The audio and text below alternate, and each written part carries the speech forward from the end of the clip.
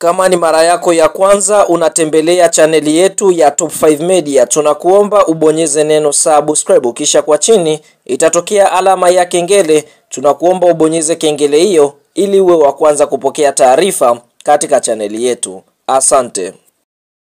Mchezo mkubwa wa ligi kuu soka Tanzania bara almaarufu kama NBC Premier League ambao tumetoka kutazama siku ya jana kutokea katika uwanja wa Sokoine uliopo mkoani Mbeya ni mtanange ambao umekutanisha klabu ya soka ya Yanga Sports Club dhidi ya kikosi cha timu ya soka ya Tanzania Prisons, ambapo mchezo huu uliweza kumalizika kwa klabu ya soka Yanga Sports Club kuweza kufanikiwa kuibuka na ushindi wa mabao 5-0 dhidi ya kikosi cha timu ya soka ya Tanzania Prisons ama Wajelajela, na klabu ya soka Yanga Sports Club kwa upande mwingine mabao yao yalitokana katika kipindi cha kwanza na kipindi cha pili. Fahamu klabu ya soka ya Yanga Sports Club katika dakika ya 31 kupitia kwa Mudathiri Yahya Abbas aliweza kuitanguliza klabu ya soka ya Yanga Sports Club, lakini kabla ya kwenda mapumziko, yani kipindi cha kwanza kumalizika, tunashuhudia Mwamba Lusaka Clatous Chama aliweza kuipatia klabu ya soka ya Yanga Sports Club bao la pili, mpaka mwamuzi wakati anapuliza kipenga chake kuweza kuashiria ni muda wa mapumziko, basi klabu ya soka ya Yanga Sports Club walikuwa kifua mbele kwa mabao 2-0. Katika kipindi cha pili Yanga Sports Club wakarejea na moto ule. Tunashuhudia katika dakika ya 56 kupitia kwa Pacome Zouzoua, profesa huyu aliweza kuiandikia klabu ya soka ya Yanga Sports Club bao la 3, lakini tunashuhudia katika dakika ya 61 kupitia kwa Israel Patrick Mwenda fullback namba 2 wa klabu ya soka ya Yanga Sports Club akaweza kuiandikia klabu ya soka ya Yanga bao la 4, lakini kabla ya mpira kumalizika Pacome Zouzoua kwa upande mwingine akaweza kuiandikia klabu ya soka ya Yanga bao la 5, na mpaka mwamuzi wakati anapuliza kipenga chake kuashiria mpira umemalizika, basi klabu ya soka Yanga walikuwa kifua mbele kwa mabao 5-0. Kunako msimamo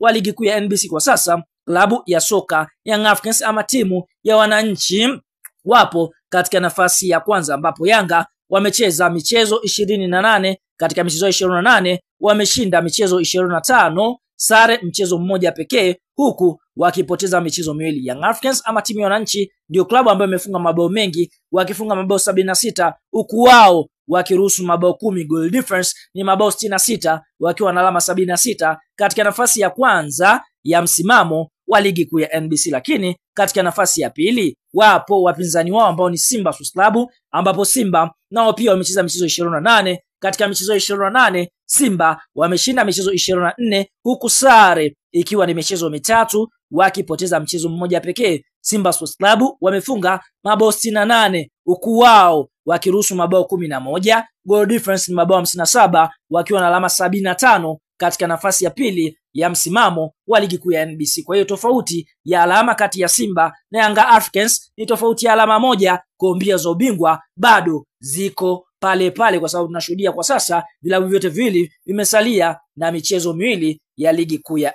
NBC. Bwana, kabla ya kuendelea mbali, kama ni mshabiki wa Yanga Sports Club unaamini Yanga Africans watakwenda kubeba ubingwa msimu huu, like video yetu. Sasa mara baada ya mchezo wa Yanga Sports Club na kikosi cha timu ya soka ya Tanzania Prisons kutamatika na klabu ya soka ya Yanga kuweza kufanikiwa kuibuka na ushindi wa mabao 5-0 kupitia meneja habari na mawasiliano wa klabu ya soka ya Simba Sports Club, ambapo ikumbuko Simba nao pia wametoka kuifunga Ken Gold mabao 5-0, basi kupitia Ahmed Ali ameweza kutuma kijembe kizito kwa klabu ya soka ya Yanga Sports Club. Ahmed Ali anasemaje? Anasema hivi: ole wenu ole wenu utopolo, mtukimbie tarehe 25 ya mwezi wa 6 mwaka 2025, kwa sababu tumeandaa pumzi ya moto volcano, mtakwenda kukutana nayo kuelekea katika mchezo huo. Huyo ni Ahmed Ali akituma kijembe kizito kwamba Yanga hawataki kukimbia ile tarehe 25 katika mchezo wa Kariakoo Derby kati ya Simba dhidi ya Yanga Sports Club. Kwa ndo hivyo amewasi wasikimbie wala kujivunja katika mchezo, kwa sababu atakwenda kukutana na volcano ama pumzi ya moto kuelekea katika mtanange huo.